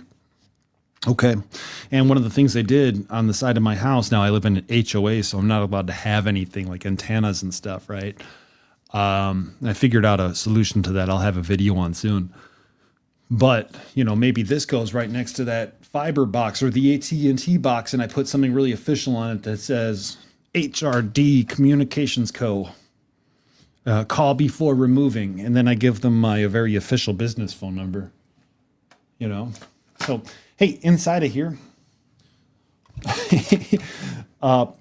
gentleman who sold me one of my first repeaters was named Mr. Beef. And he had a sticker inside of his. It was a Fallout sticker. So I've kind of continued the trend when I build out repeaters. But inside of here, you know, like I bought this case on Amazon. It's kind of weatherproofed. One of the things I don't see people doing, and I kind of started to do, was not only am I just putting the antenna on and siliconing the bottom here, which this is a horrible job, but I also wrap the type N connector in tape. Then I put mastic, which is kind of like a sticky tape, and I wrap that around, and then I do another layer of electrical tape. And what that's doing is, hey, if I'm not going to be able to get to this, I want to make sure that any kind of water doesn't or reduces the possibility of going into that type N connector, because if it does, all of a sudden we start to see those things with our SWR and so forth again. Okay, but now I get to nerd out on another thing, because remember I said like I'm hooked on mesh because there's so many different aspects I could take, and you know I have this very specific thing I want to do, and I could just use double-sided tape and I could start building on this little cool board that comes with these cases, or I could take it as an opportunity to learn a little bit of designing, right? And so I tell you that, you know, hey, there's the 46. I should probably be a little bit careful. I tell you that there's a 4630 and it's about this size. And, you know, there's actually also a 4630 with a 1 watt module on it. So you put out a little bit more power, provided you get that height. Remember, height and having this thing outdoors is more important than power. And it still is a low power consumption device. And so I get to choose now because I was able to design this device that would fit either the rack or the module. And now I start building out this module, but I have the opportunity to do as very little design work. Basically, I just made like risers and stuff. and it holds the rack. I decided to add a solar charge controller onto it to get the full 5 volts for solar charging, and then I just use some like tape here on the battery. But the cool aspect is I could also learn about 3D printing. I could also learn about design with Meshtastic or MeshCore. We're talking about MeshCore, so MeshCore. Yeah. But so then maybe I go into here and I actually have this backwards. It should be the other way around. But basically, I could build out like what I think is going to be the most organized kind of way of doing things. And I could spray paint this. And so I'm learning all kinds of cool stuff. I'm doing arts and crafts. We're doing Dude School of Drawing. And my point being is there's like a lot of different kind of equipment. So what I was just asked a moment ago, or what I asked myself a moment ago, is what should I buy? And the answer again is it's loaded. But now you have some considerations that there are tons of different companions out there. A lot of them have the same board. There's a spreadsheet that shows the differences between the two. You could build your own out. You could utilize 3D printed parts. Like for example, if this ends up in a tree somewhere and somebody sees something come on later, it wasn't me. Plausible deniability, I swear. If I'm going to be going mobile more so, maybe I'd use, a magnetic waterproof box. Okay. And today, I've never used this. Oh, by the way, there's also Pi hats, so you could hook these to Raspberry Pis. Now, I think this is kind of cool to talk about. Back in the Meshtastic days, I think people got a little upset at me. And I think they got upset at me because I used this mesh hat, which is a 1-watt board, by the way. And you could build it, or I think you could buy them. They're on like Etsy. It's called Frequency Labs. I think I've seen Frequency Labs in here. Have I not? I think I just put 2 and 2 together. Frequency Labs comes on here sometimes. Wait a minute.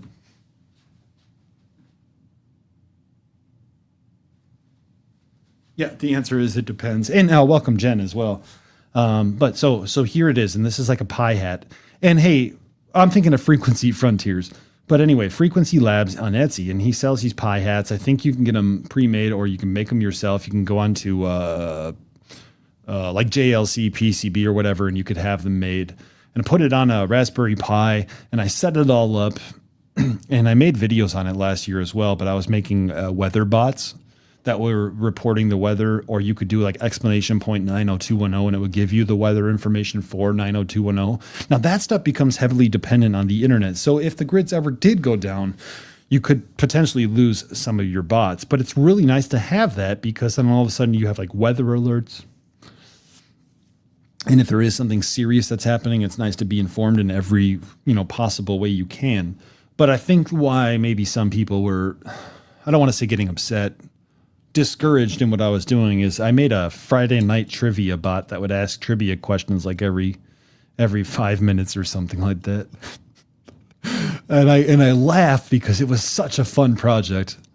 But eventually one day if the mesh grows enough, and we're trying to get people to join the mesh now by listening to me ramble, if the mesh were to grow enough, that would be a potential congestion of the network where packets can then be lost because too much data is going and being passed. You're right. So think about that. So anyway, let's go ahead today and configure. We're going to configure this.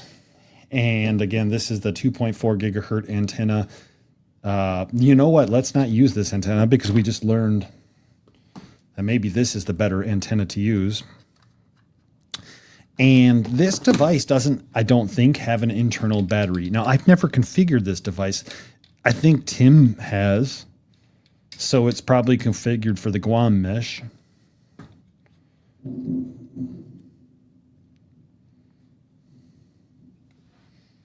Maybe one day I can get some batteries in here if it's not. But there is USB-C. We're going to plug it in and we're going to go to the computer and we're going to use that meshcore.io website. I think this is a 4630. We're going to get to do some research together because I have no idea.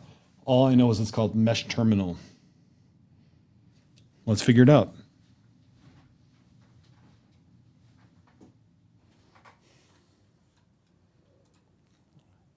Have I lost everybody already? Hey, I hope you're having fun. I really do hope you're enjoying this. There are about 50 people watching. Maybe you're just so enticed into how passionate I am about doing mesh. And welcome, Jen. And another player here in the Chicagoland mesh area. Paul, what's going on? And you're right. The answer is it depends. Now, I speak about trying to grow the mesh out to Chicago, kind of what are they doing using mesh maps or mesh peaks, checking. There's also trace route tools you could use to get an idea of signal strength and so forth. And if I can grow it out toward A, Walworth, and then B, also towards Chicago, it'll make this area's network stronger. But then eventually we got to work our way down south so we can link up to what kind of stuff Paul is doing. And by the way, if I can get, not me, plausible deniability, but if somebody were to get that mesh node in a tree at the Volo Bog, it would have that potential to open up a link to Kenosha, Wisconsin, but it would also have a potential to work south down Route 12, at least to Lake Zurich. And then, hey, if we get a 500-foot tower climber, we're golden. Hey, Scout, thanks for being here. Welcome. I might have to take a quick break again, but what we're going to do is we're going to plug this into USB-C. While I'm doing that, I go to Google and I type in mesh terminal and try to figure out what board might be inside of this before we just have to tear it apart to find out. It's USB-C.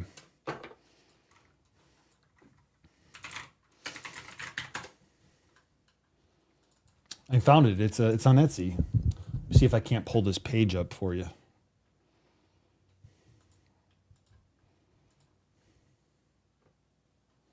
Oh, it was made by Garth VH. I've heard of that guy before.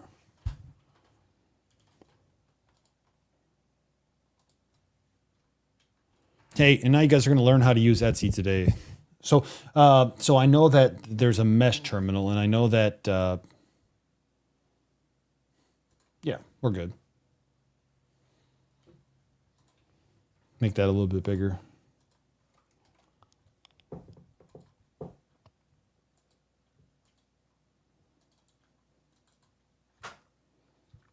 I think that's a little bit bigger. Not really.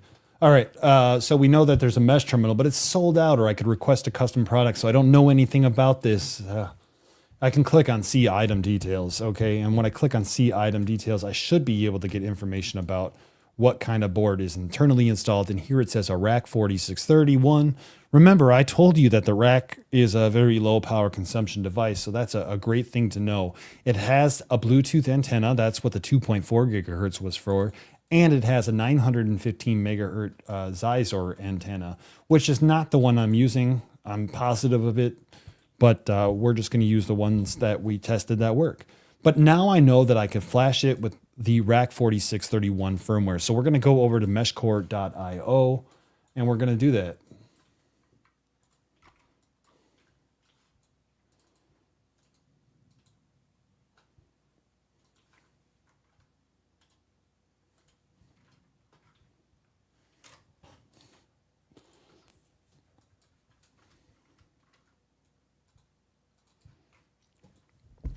So I'm following that guide, not right now, but I do have it up. I'm following that guide from Chicagoland Mesh, right?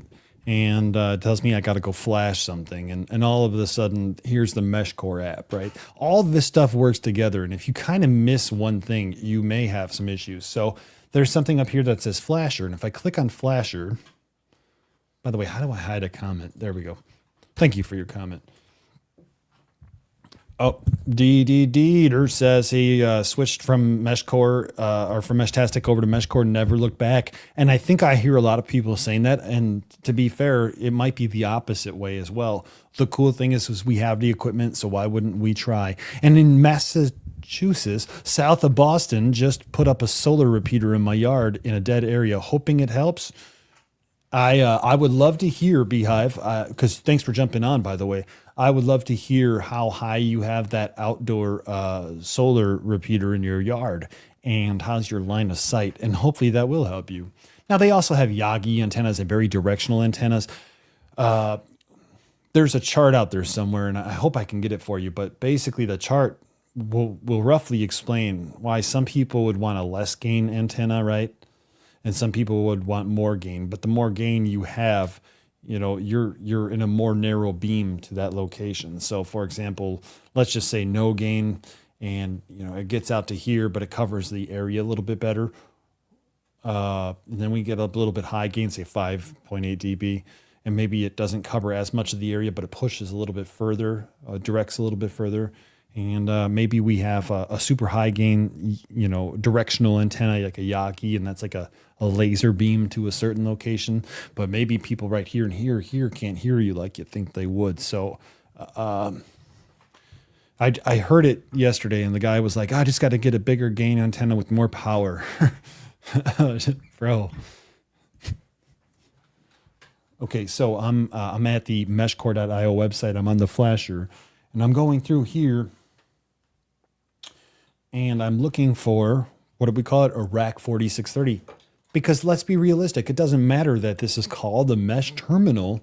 See, it all comes together now, right? My 48 minutes of explaining one little thing, and it's a 4631.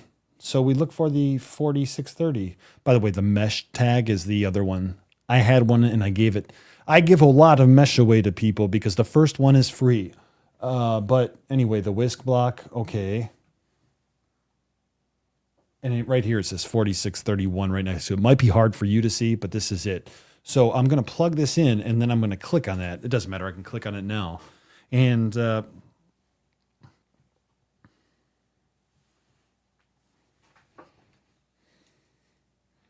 I should install a battery on here, by the way, or in here. It's plugged in, and I'm hoping that USB detected it. I see that it's lighting up, okay? And we're going to say, well, we want to go ahead and we want to make this remember, we have a Bluetooth antenna. Actually, this will be perfect to hang on the wall if it has a Bluetooth antenna, and it should get around the house. Maybe in an outdoor wall. But we're going to set this up as a companion Bluetooth. So there's companion Bluetooth, which it's going to allow you to log in with your phone through the MeshCore app and do things that way via Bluetooth. But you could also companion USB it. So you're plugging it in via USB to control it or to view the messages or to send messages, right? We've already spoke about a repeater. That's the other role I didn't really talk about was a room server. Now I talked about observers and so forth. But a room server is actually kind of like a bulletin board system. And it's really cool because now we're in an area where it doesn't matter the area, but you could leave it's like a bulletin board. So you could leave messages for people. There's a guy a town away and he has a very intermittent connection. And he's so excited when he gets on the mesh and he could contact us. Like, hell yeah, that might be a really good use case for us is if I'm not sure that he's going to get the message, if I'm not sure that he's going to be able to hear it, or maybe his node's not on, maybe I log into the room server that may be established and I leave a little hello, it's a public note, but I leave a little hello there or hey, we're doing a MeshCore meetup at 4 p.m. in Chicago. Those are maybe good information to have because those messages stay on that server, right? So next time somebody logs in, they should technically be able to see it. I need to take another 30-second break. My apologies. But what we're going to do before I do that is we're going to click on Companion Bluetooth. And today, in day one, you heard it here second, version 1.17 is out for the firmware. So typically, I think what people are recommending is you always update with the latest firmware. And that's what we're going to do. We have the firmware selected. And when we're flashing a 4630, typically we have to enter DFU mode. You won't be able to see the pop-up, but it just asks me what port I want to use. And I'm going to click on the tiny USB serial port. Now, these directions are all out there. And I know that I said I was going to give an overview, and I'm going into a lot of detail, but we're rolling with it. Hour and 38 minutes on the stream. I hope you enjoy. Now that I'm in DFU mode, I don't know what's on here. I'm just going to erase the flash. And if I make a mistake, you're going to get to see it here in person. But it's trying to connect, and it's actually timed out. It says, on my screen, it says, NRF flashing erase firmware failed. Error read timeout. Did you put it in DFU mode? So apparently I didn't put it in DFU mode, although I thought I did. There it is, DFU mode active. You see that right there? So now I could erase the flash. It's going to take about 30 seconds. And when I go to erase the flash, it should show me on here, it's erasing. Yeah, it is erasing. Oh, that was quick. It says it's flashed. Good to go. So now I'm going to flash the most current firmware. And this is the same concept. It doesn't matter if you're using a Heltec version 3 or if you're using a rack. The same thing applies. You go to meshcore.io, you find the main board, you flash the thing, right? Be right back.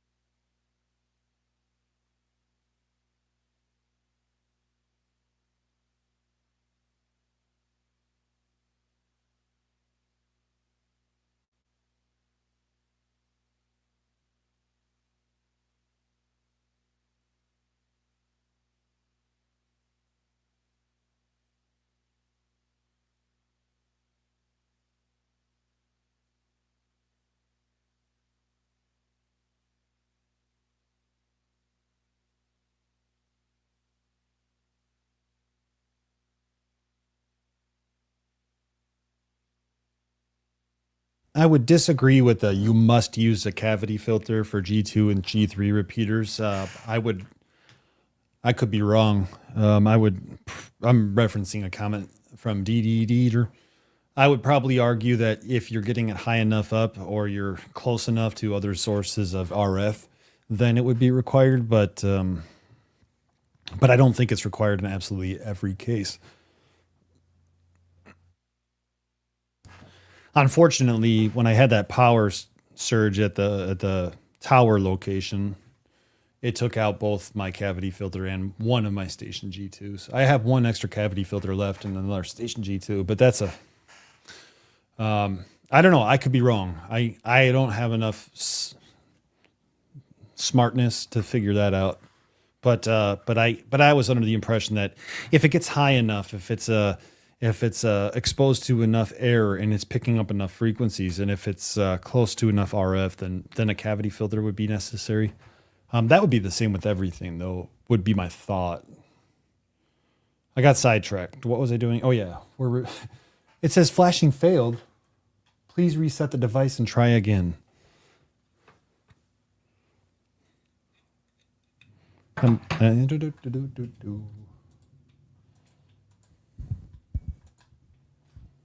I'm probably going to have to enter DFU mode again, but I wanted to try. Yeah, I'm going to have to re-enter DFU mode is probably the problem, right? Well, it's really raining good. If I lose power, thanks for watching, everybody.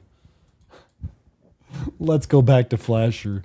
Let's go back to the 4631.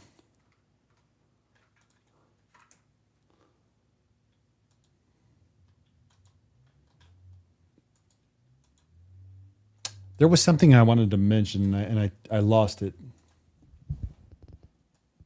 Oh, because of the weather, I started to think about also, we have to take into consideration our obstructions like, okay, maybe we have a good signal through a tree line and it's July. I'm under the opinion or assumption that the foliage continues to get thicker and thicker until, the fall when everything starts to fall. And then, of course, you have the added on rain, like it's raining right now. All these things could affect our overall integrity of the whole network itself, our links as well as the links to other people. And then there is Tropo with 900 megahertz as well. So one morning you might wake up like this morning and you might see that Minnesota repeaters are being heard in Chicago. I mean, that's pretty cool to be like, man, they're hearing us in Minnesota or vice versa, right? We're hearing them in Chicago. But you have to take that into consideration as, depending on your area, as the winter comes into effect, there's a way more clear line of sight, or maybe snow affects it, but there's a clear line of sight. You might have a better link to that SW repeater or a repeater you never had, a link to before. So anyway, here we are, and it still says flashing failed. Expected 4, got 3, reset and try again. There's a reset button. on here. And if it doesn't work, there's another way for us to flash this firmware.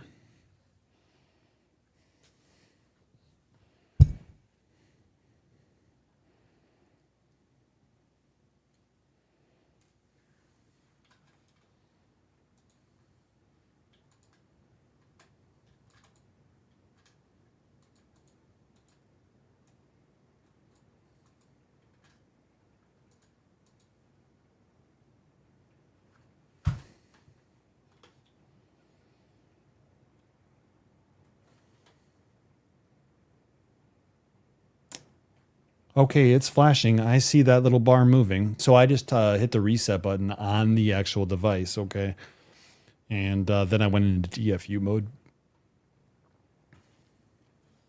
Tropical was interesting last night. I think that was the first time I've heard Minnesota. Actually, you know what? A few weeks ago, Minnesota was on there as well. And everybody was thinking it was like some kind of MQTT thing or MQQT. Super Tropo. Okay, well, I hope I've given a good demonstration so far of the kind of like the concept of MeshCore, why I'm so passionate. I think you could see I'm passionate about it, but I want to get you guys passionate about it and women passionate about it. And I want people to get out there and start experimenting, or maybe you're not sure that mesh is for you, but maybe you could find people in your area. And I think that that's been kind of cool too, is all of a sudden, you get into there and you start sending test messages on the test channel. While this is flashing and I'm holding it in my hand, why don't we go look at the Chicagoland channels, okay? So, for example, people get their mesh network and they, like I mentioned earlier, they just set it up and they think it's good to go, but they never actually set up any channels. There are private channels you can create, but we're talking about public channels at the moment. So let's go ahead and go back to that Chicagoland Mesh website.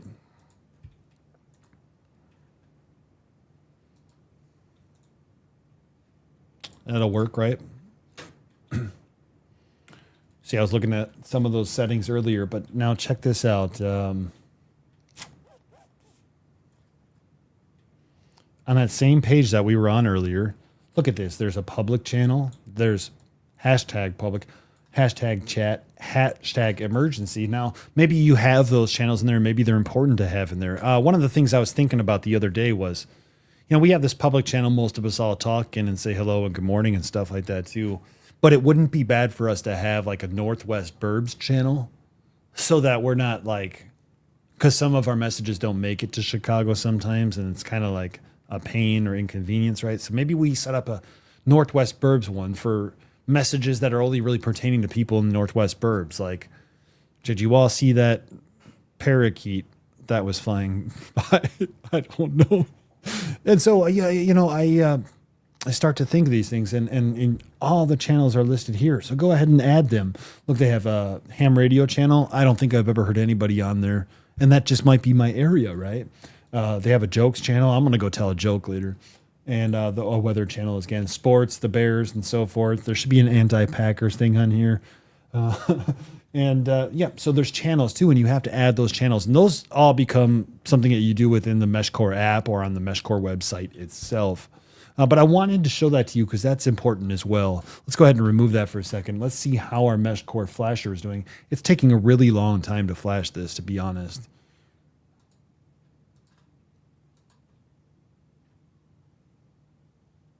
I'm just kind of like holding this in my hand, and I'm like, it says, don't disconnect the device if it's flashing, and that's really good advice, but it's taking a while. So while, Dee Dee the Kid is on here as well. Welcome, everybody. Thank you for being here.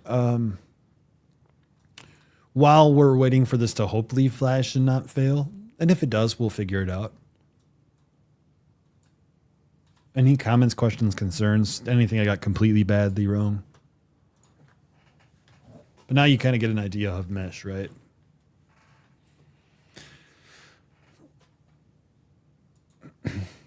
So the thing is, and I have a Station G2, but the hot thing is all the Station G3s, which are now replacing the G2s, are being delivered. So everybody's been this week setting up their Station G3s. It's pretty cool. Pretty cool. And I'm going to, personally, what am I going to do to help the mesh? Well, we're talking about mesh right now. So there's got to be at least 3 people in Chicago who are now going to get on mesh. and maybe understand some of the, at least my thought process on how things may or should work. It's still flashing. This is crazy. But it gives ideas for other people who might want to get interested too. And hopefully there's like 2 or 3 people who get on and at least join the Mesh now in the Chicagoland area.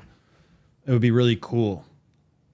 I guess I'll talk a little bit about privacy and so forth. Like, of course, Mesh does have the, it's a public thing. That's, I guess, where I'll go with that is it's a public thing. So keep that in mind. Okay. And obviously there are observers putting that information out there. So your information is getting out there. That's cool. My boyfriend loves Meshtastic too. I'm here to learn and support Sean. Oh, did somebody say something bad? Thank you for your support, Jen. Did I miss something?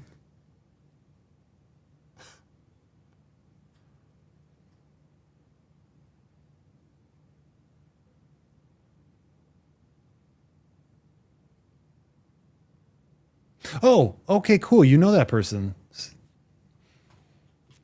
Super. All right, so it's still flashing. Now, here's the question. Do we unplug this device and try to reflash it?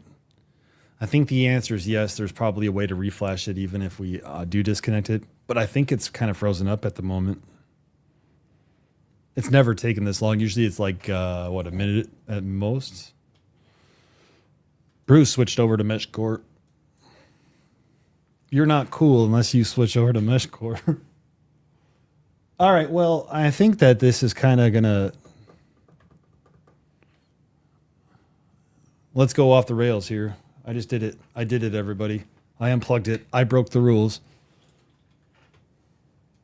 We'll try one more time, okay?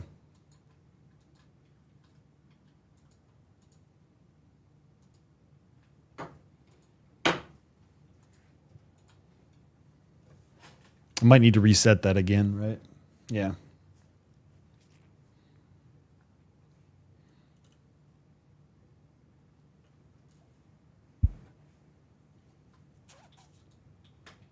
Now, there is a way that you could drag and drop the firmware in as well.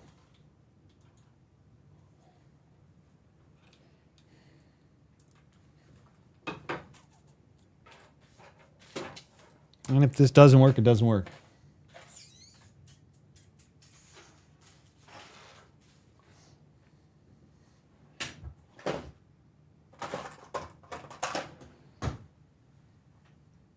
There we go. One more try. One more try.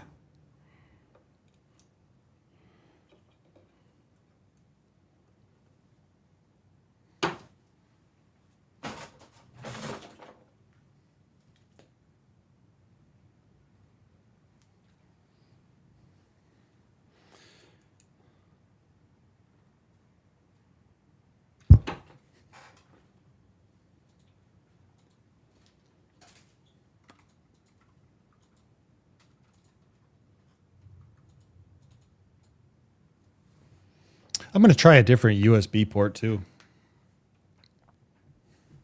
Please stand by.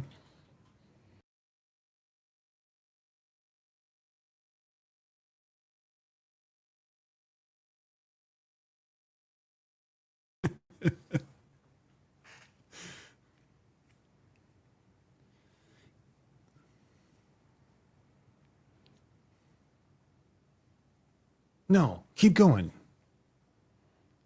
Keep going. Okay, so I also decided that I'm going to try a different USB port and then maybe a different USB cable as well. I would tell you that the cable that I'm using is probably not the greatest quality cable. Well, those are things considering. Let's go ahead and just whatever. Anyway, after you get it configured, and we could just do like a whole nother episode on this, or maybe I'll do like an actual organized. If you're unfamiliar, when I do these live streams and I just kind of ramble, eventually I kind of get some kind of format for an actual video. And I think that's what I'm kind of going toward right now is like the best of MeshCore. But one of the things that we would do at this point is we would try to then configure the app and send messages, which, you know, hopefully we would get responses. But that's about it as far as kind of some of the things that I was going to talk about today. I'm just checking my notes. So again, my slides kind of pooped the bucket, but I do have some notes here, so I'm just going to go over them. We talked about companions, repeaters, room servers, observers. Get on the mesh. You might not think that you're helping, but there's a good possibility that you could be filling in a void that doesn't exist. If there's nobody in your area with mesh and you've done it and you set it up and you think it's stupid and you throw it, no, you still have the same opportunity as me to like start experimenting, right? Like, yes, there's a mesh in my area, but maybe all of a sudden I buy a repeater and I have a companion and I'm not hearing anybody. Now I just want to start learning about camouflaging things and making it look like a geocache or like the tree. And I set up another repeater and now I'm like, oh, cool. I could talk to myself from 5 miles away and hop 2 repeaters, and you start to build it. And then all of a sudden, since you don't need a ham radio license for this, you're talking to a buddy at the range and you're like, hey man, check out this cool off-grid communication thing. And they're like, yeah, totally, I'm going to get one. So now all of a sudden you're getting to communicate with them as well. Fair warning, when you start to tell people that aren't technically oriented about this kind of technology, they're going to be texting you, what do I do now? What do I do now?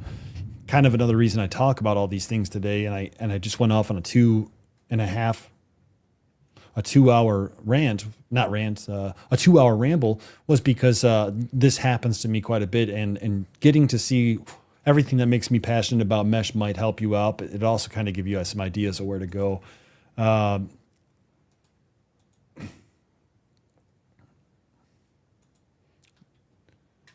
Again, better gear, more power won't fix your range problem, right? And get it outdoors, get it high in the air, and height is might. It's way better, as you saw yesterday's video short, and that's critical. So the defaults, by the way, when I was going to show you this on the configuration, the defaults that come on the MeshCore stuff, they're not, for example, in our area, they're not correct. Setting the hash rate is important. Changing is it the coding type? Let me see.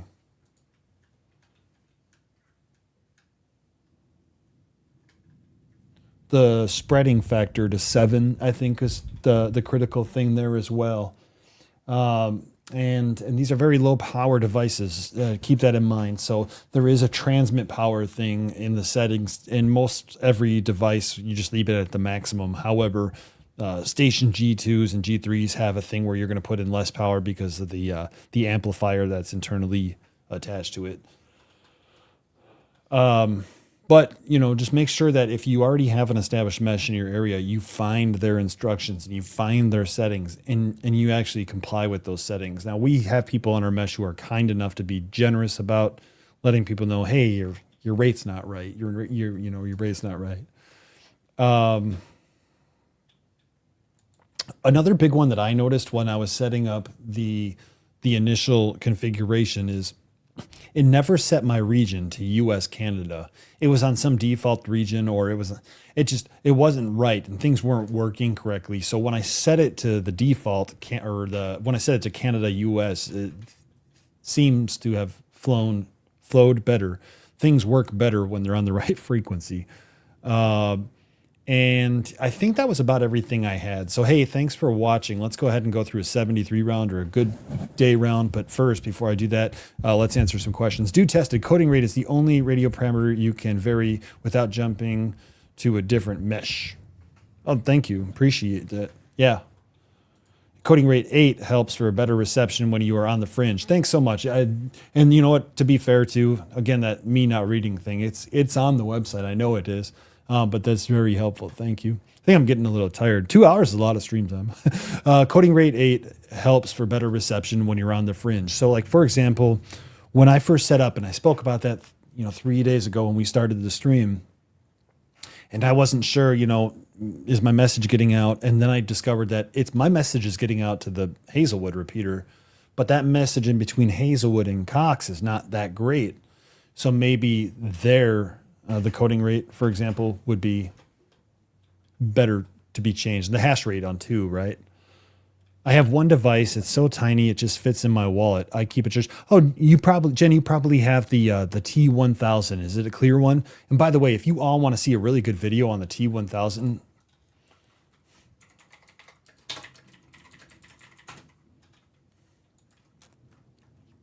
Wait, that's arrogant, isn't it, when I say it's a good video? But I made a video on the T1000. I took it to the car wash. I threw it out a window while driving, I think.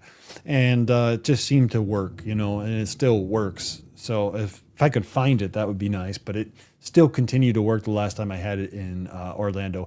Hey, it sounds like no questions. And I hope that I was able to provide some kind of information or excitement into the mesh network for you.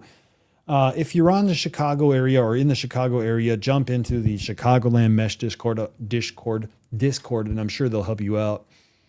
Thanks for watching, everybody. We're going to say 73 Cooley, 73 Chris. Thank you so much for being here. I believe Chris as well. And Jen, thanks for being here. KD9SAW, thanks for being here. KC9SCB, thanks for being here.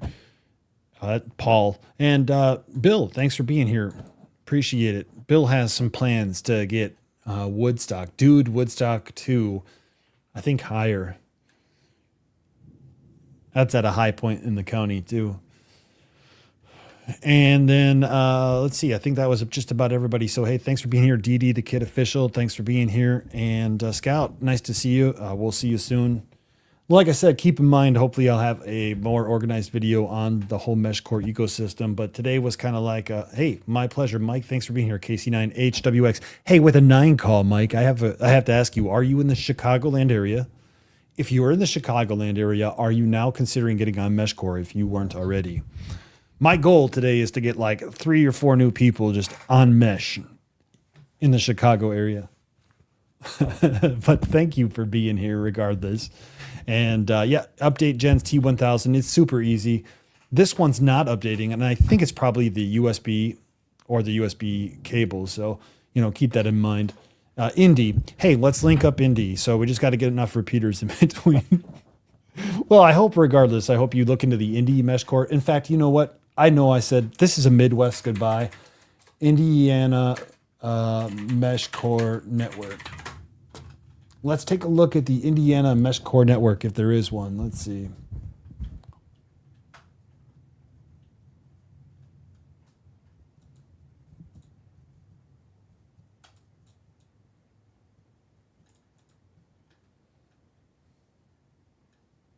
There's also a map at meshcore.io, map.meshcore.io.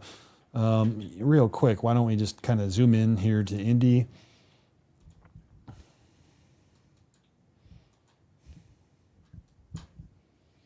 You thought we were done.